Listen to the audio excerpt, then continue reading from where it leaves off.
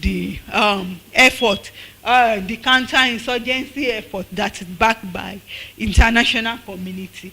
Now, so I have been able to highlight all the key challenges that continue to undermine effort, and we can see that the challenges are enormous, and this depicts the reality of government effort to counter violence, which has, been focused more on use of force while lacking the political will, and it has also endangered other issues that has exacerbate heightened the security challenge and also expanded it to other treaties. So in conclusion,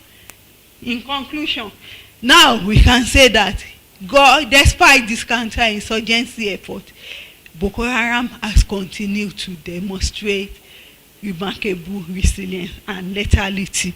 And we can see that despite support from donor agency, regional, sub-regional, international communities, the counter-insurgency effort has depleted a range of outcomes. It has depleted some mixed opportunity, some progression, some retrogression, and due to these identified gaps that we have discussed so far. So Boko Haram has continued to shift tactics, and Boko Haram has emphasized more on what use of attack on subsergeants and also suicide bombing. And I think that aspect of suicide bombing, that tactics is significant, because Boko Haram is the first violent extremist in Nigeria to adopt suicide tactics. And it's also significant that female constitute majority, about 70% of those suicide bombers. And it's significant that it also includes minor, because 1 out of 3 female bombers, they are minors.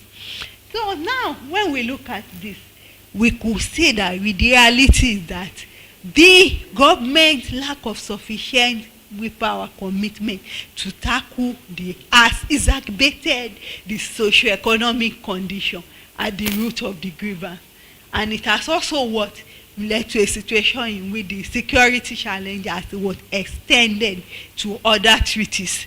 Now we have issues of armed banditry that connect because of the connection with the criminal and criminal actors that are exploiting this for monetary gains, and it created opportunity for them. Nigeria continues to pursue a politicized and militarized response, and so far as Nigeria continues, it will be very difficult for the country to win the war on terror. And what can we say this portends?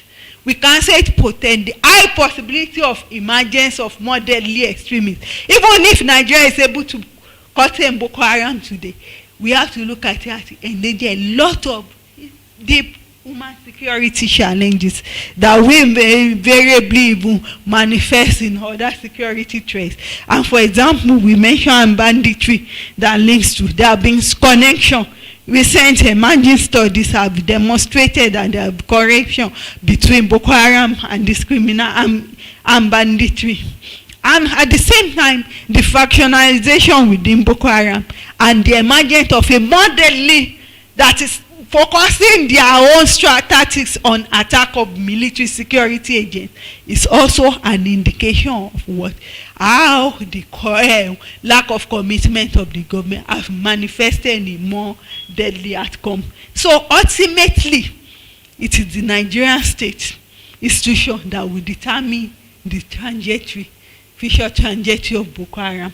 But at the same time, we must understand that the stake is high, because the adverse impact of Boko Haram even extends beyond Nigeria. Apart from the human security challenge, it undermines the fragile peace in other sub-regions, in even have implications for security and in Africa and even in us, international community. That is why they have continued to put in place effort to tackle. That is why you are here today, also to be able to look at this key challenge, because of the fact, and because also connection between these various violent extremist groups who they are working together with the support of transnational. We have Kenya, their own challenge of Oshaba. So these have been the reality. So this require that there are collaborative effort. All hands must be on deck to be able to counter violent extremism through the institutionalization of human security framework as the master strategy for dealing with insurgency. But I would like to provide some key recommendations. But when we give recommendation, we have it at the end. Those key actors that are to implement it, we know the key gaps, the key challenge for them to take action. But still, we just have to say it. It's not that they are not aware of what is needed, but they do not have the commitment, the capacity. But then, when we want to recommend, we must know the enormity of the challenges and threats. And because of that, we must understand what is feasible. And even when we have recommendation, we must base it on what we think is feasible in the short term, what is feasible in the medium term, and what is feasible in the long term. And at the same time, there is a need for political will and commitment to map out, design, and implement this countering violent extremism that will functionally deal with what? The root, the symptoms, and the consequence. And that's what we call domino effect. Because now, it goes beyond just dealing with the root. They have to deal with the consequence, which has made the challenge become even more enormous. So that is it. And there should be complementary of effort. And that's another key challenge, because there have not been complementary of effort from the local, from the government, security agents, local actors, civil society group, and all. So when the efforts are working at variance, it's being inevitably undermined that then the post-conflict and stabilization, this must be tailored to what? To be able to work, to be able to be responsive to the wishes of the people for dividends of democracy, and which has been what they have been missing so far. And how do we secure those ungovernable and porous borders, which will continue to allow free movement? Before Boko Haram, there have been criminal network involved in armed drug, and these are contributory factor to the empowering this violent extremism. So how? And this effort should be intense and sustainable. There should be sustainable collaboration between local, national, sub-regional, continental, and international organizations. And lastly, even though one key challenge has been funding, when this funding is available, it is what? It has not been judiciously utilized for the purpose because of what? High rate of corruption. So there is need for accountability and transparency in the utilization of funding for the purpose in which it is meant for. Thank you for your kind attention. So, thank you. I would like to draw your attention, most of the book derived from this book on Boko Haram, countering violent religious extremism in fragile state, building institutional capacity in Kenya and Nigeria, with some of my colleagues. So this book is very important to give you a clear picture of the challenges that violent extremism entail beyond Nigeria and Kenya and other African countries. So thank you very much for your kind attention. I appreciate the opportunity. I don't know if we have any questions for you before you leave the stage. So I know that has been quite an interesting presentation, and most of you are really familiar with the topic itself. So I don't know if there is any questions or any comments from anyone related to the topic.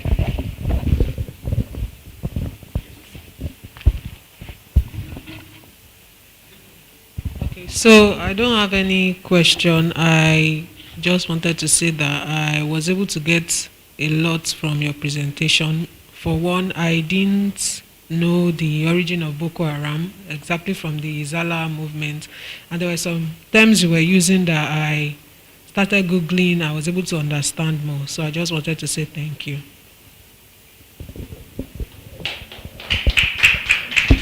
Thank Thank you so much. Any other person? It's not a question, ma. I want to ask, is it published? Do you have a published book? Because you said this book is it published? Or it's just a paper? Okay. Are you with them, with it? Did you come with the book? I mean, your presentation, is it published as a book? No, you read this other. You were saying that this book is... The book is published by myself and some other people. The book. Yes, ma. I mean, you have a published book.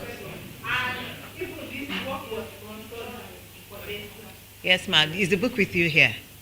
The book, is it with you here? The book is there in road length. So if you Google it online. Okay, it's an e-book. Yes. Okay. If you Google it online, you see it, and then you can I can also send you the link if you like, Yes. so that I can send it by you. I think I can send the link. Okay, yeah, thank you. Kindly say your name, introduce yourself. All right. My name is Tokwe Modbolagon, Punch Newspapers. So while you were presenting, you made mention of where the media is actually at fault somehow in the war against terrorism in Nigeria. You know, you said that there was a period where the media actually made terrorism, Boko Haram precisely, about religion. And then if I remember vividly, I think Boko Haram started with the bombing of churches before then it snowballed into attacking mosques, attacking people here and there first. And then secondly, you were talking about giving numbers. Many of my fellow journalists, most times you are not there at the moment where the incident occurred. You have to get official figures from security agencies. You can't go and publish figures based on what you think or what you were told. Even when people tell you, oh, so and so, you'd rather say unconfirmed until there is an official release from security agencies. That's when you can now say, oh, so number and so number. So if we are quoting security agencies, do you think that we are still at fault? Thirdly, do you think that we can really end this fight against terrorism in Nigeria? Because I think I saw a story where a security agent was saying that many times when they are going for operation, before they get to the venue, the terrorists already know of their movement. And then I think on a few occasions, they had to collect the phones of the guys working with them. Like nobody was with phone. Every time they had to, get any victory, it was because somehow they seized phones, and then because they suspected that there are spies amongst them who actually fits this terrorists. So with all this, intricacies here and there, do you think that we can actually win the battle against terrorism? Thank you.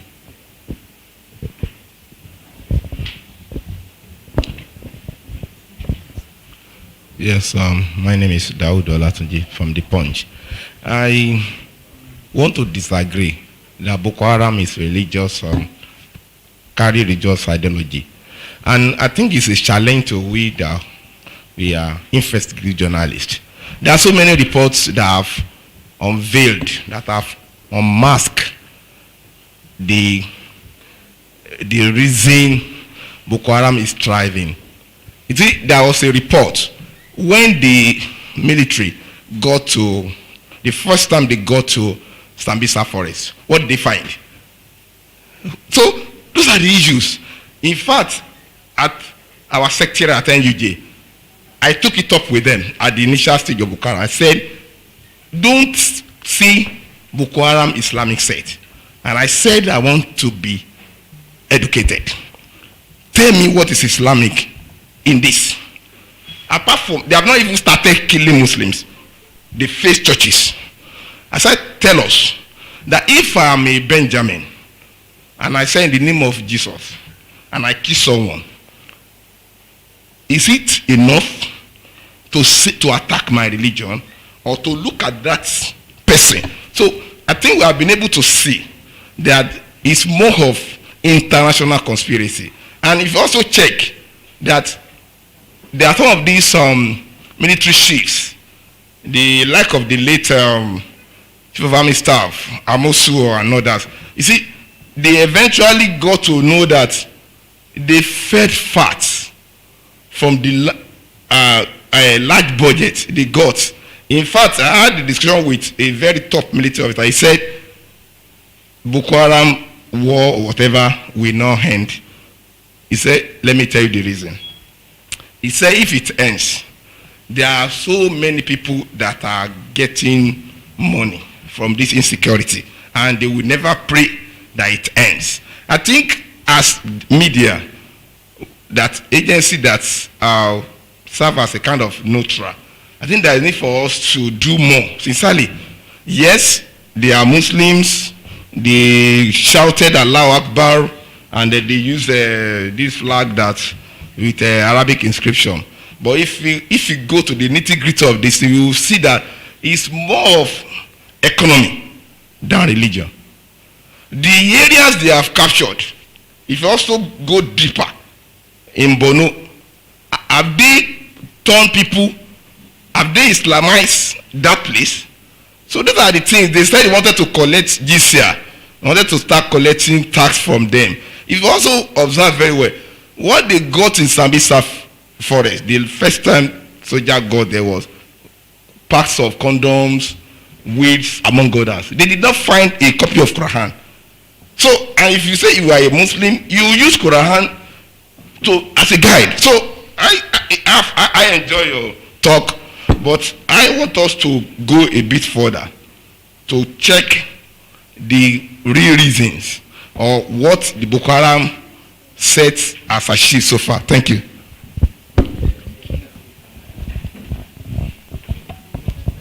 Thank you very much. I will help you a bit to answer Dawood. Dawood, I get your sentiments, yeah? And I've had the privilege of covering Boko Haram from the beginning. And I must say, I'll start with what Mahatma Gandhi said. He said, I like your Christ, but I do not like your Christians. There's a difference between Christianity and Christians. And so also, Dawood, from what you're saying, that there's a difference between Muslims and Islam. That's a given, you know. But in reality, we need to look at the evolution of violent religious extremism in Nigeria. Violent religious extremism has been with us for more than 100 years, and it has evolved. You know, to simplify it, let's start from the 60s. You know, from the coming of Izala, the coming of Muslim Brotherhood, you know, to the rise of the Izala movement, and later to the rise of Boko Haram. What was the foundation? What did they read?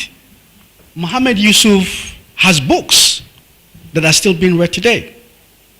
Abu Bakr Sheko was a very, very knowledgeable scholar, knowledgeable in hadith. So the basis of Boko Haram is extremist religion, is Islamist ideology. We cannot run away from that fact. However, I agree with you totally. A lot of young people from our interventions, their motivation to join Boko Haram has been women. They want access to women. And that is not religious, but they want access to women. That's why they join Boko Haram. Some people want access to Ganima. Ganima is booty of war, spoils of war. So they come into your town. I'll give you an example. Goza. When Goza was taken over, they looted everything. They looted them in trucks, and they took it as spoils of war. So Boko Haram has also become a criminal enterprise, which you factored in your paper. You know, so there are several motivations, from women to criminality, from money and all that. When Burma was attacked, no bank was left. They stole all the money. All the money.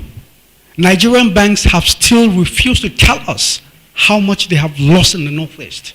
That's another poser for journalists. They lost billions of naira. They refused to tell us. So let's not deviate. Let's keep focus. We can have this sentimental arguments and all that. That's why we're here. But the facts still remain the fact. Thank you. Thank you. I don't know if there is a question that has not been responded to, but I believe that, yeah. Thank you very much. I'd like to commend all the participants for the comment.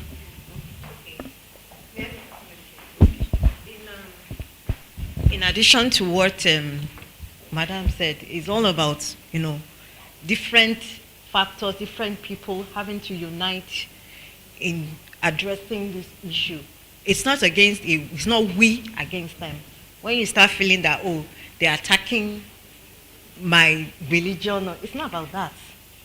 We are all in the problem together. If a Boko Haram person should see you, will not look at you that you're a Muslim. As far as it's concerned, since you are not killing like him, you are infidel. Thank you very much. I like the questions and the comment, and thanks that you have actually brought out some key response to his question. Thanks. So let me now go to the question, Madam. First, about Boko Haram initially attacking Christians, bombing churches and so on. I think I emphasize the fact that is it what is reported or the reality? Because Boko Haram was attacking both Christian and Muslim, and was also attacking mosques. But the reality is that, even from the onset, because if you look clearly at the even evolution, I told you from the beginning that Boko Haram emerged as a result of internal division within the Islamic fold. So the problem, conflict even emerged from Islam, not because of, but because churches and other soft targets we are considered the major weapon of attack.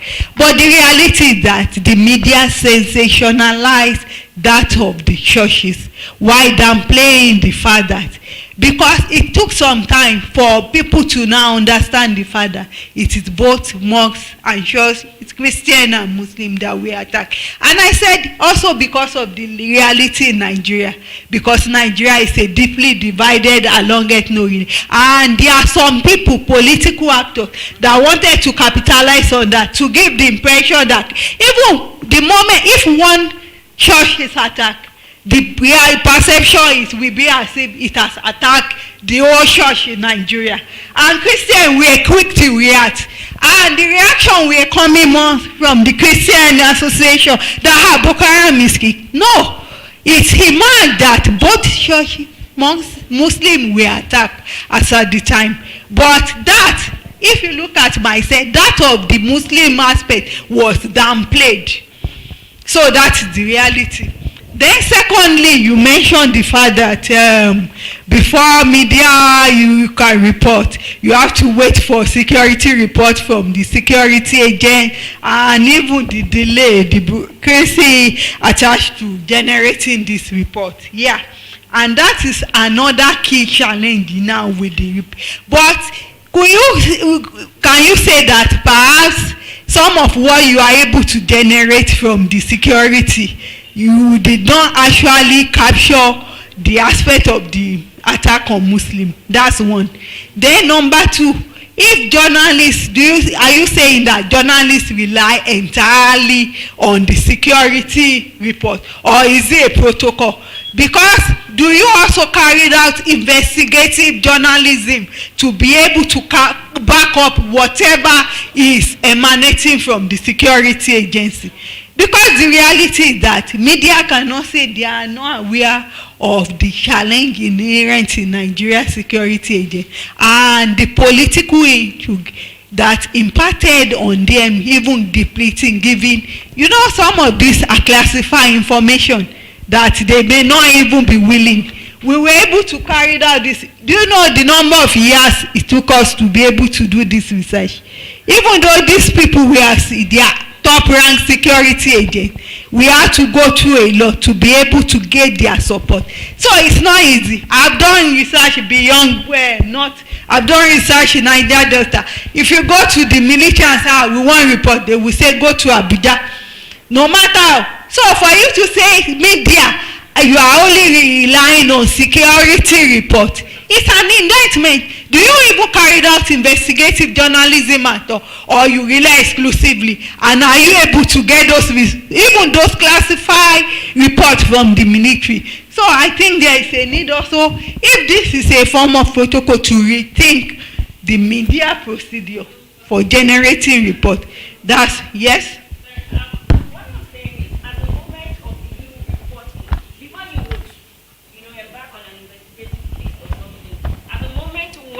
You are going to report. For example, everybody cannot report that there is an attack in Bama and 10 people died, and then you are not reporting anything and waiting till when you have to go to Bama, and then you start interviewing people one after the other before you can report. That's where I'm talking about you having to. When I was giving that example, I was very particular about figures, and then I'm like, you have to wait for official.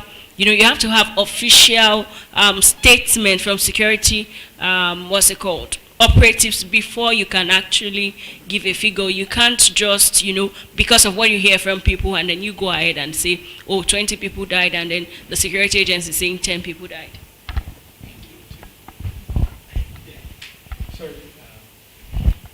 I've had the privilege of working on both sides. I've also worked in government communications. So let me tell you this for a fact. There's a deliberate government policy to undermine the number of casualties. This is deliberate. We are always told to reduce casualty figures so that not to heighten public unrest and all that, from a government perspective. However, as a journalist, this is what I think you should do. If NEMA, if the state government, if the local government tells you that there are 10 people have died, I think you should also use your tool of user-generated content to give the number from the perspective of witnesses. So for example, you can get the number of somebody in Bama, just using your example, and say, how many people do you think died? Or how many dead bodies did you count? So you can say the National Emergency Management Agency said 10 people died according to official figures. However, this also person who was near the scene of the accident said this is the number of people that he saw, so that there's a balance. This is how I think you can manage it. But government will always reduce the figures. It's a policy. Thanks for the response, because it's a very critical issue. And apart from that, I also have a question, because when you read various newspaper, media report, electronic, there is always conflicting figure. So if you rely on security, how come you have such conflicting figure? That's another. And he has raised it. And that brought me to the issue of journalism of convenience. Because most media, they just do not have the capacity to do the, what do they call it, investigative journalism. We've done a lot of research in local communities. And even this farmer and elders problem. And the key reality of it is that you see community where there are adversaries of casualties and so on. And they will tell you that, is there any media coverage reported? They will say no. That media only come to visit them when they are following the state officials. So these are reality. There is a deep challenge, problem with the media reported coverage of audience, not just violent religious extreme. And I will enjoy you to get a copy because it's more extensive. I just try to summarize the key aspect that has continued to undermine the capacity. And media are key actors that play key role in all these crises in terms of how reports shape people's perspective, even local, national. So it is important for media to take cognizance of the key gaps that continue to undermine them from playing the role they are meant to play. They are key actors in peace building. Yeah. So I think they have also been able to address the key questions that you raised. And I think it's also very important that we look at the history, as you said, the evolution. This book I mentioned, there's a whole chapter looking at the trend, evolution of violent extremism, even beyond Nigeria. And for example, we look at the recent this jungle justice that happened in Nigeria, Sokoto now. Do you know that if you interview, assess the perception of various Muslim actors, you will get divergent view? And that is it. We must really understand the internal crisis within. And he said, being a Muslim different from being, there are various strands of, and there have been headlong internal crisis within the same even in Christianity. That's why we have the Orthodox, we have the Pentecostal. But we must look at jihadism, how it shaped holy war, the interpretation, violent manifestation of crisis of, within Islam among these various movements. And violent extremism in Nigeria did not start with Boko Haram. That is not. It started with other might partisans. It's just that Boko Haram, due to their connection with international jihad, they were able to gain more capacity, lethality. So it's a complex issue. As he also, we must look at the interplay of all these complex issues and how it has continued to shape the shifting adaptability and resilience of Boko Haram over time. Thank you very much. Thank you so much, Dr. Bose. So I know this is a very interesting topic. We'll have a panel discussion in the evening where we can have like everyone join in and give your point of view. So don't worry about the time. Unfortunately, we need to break now for some tea ahead of the next session. And also just to give like an idea, we are going to also discuss in the next session how to find the data that you need like to collaborate, for example, the information that you're receiving. It could be something that has happened in another region, and there are very many tools available to you. You can even use social media to actually get information from the public, right? Because many people nowadays have phones and they are able to record when something is happening, right? So how do you even find that kind of information? Just to collaborate the information from government. So I'm hoping that will be a very interactive and interesting session. So yeah, let's break for some tea. We have some tea just in the back, and then we'll come back with the next session. Thank you.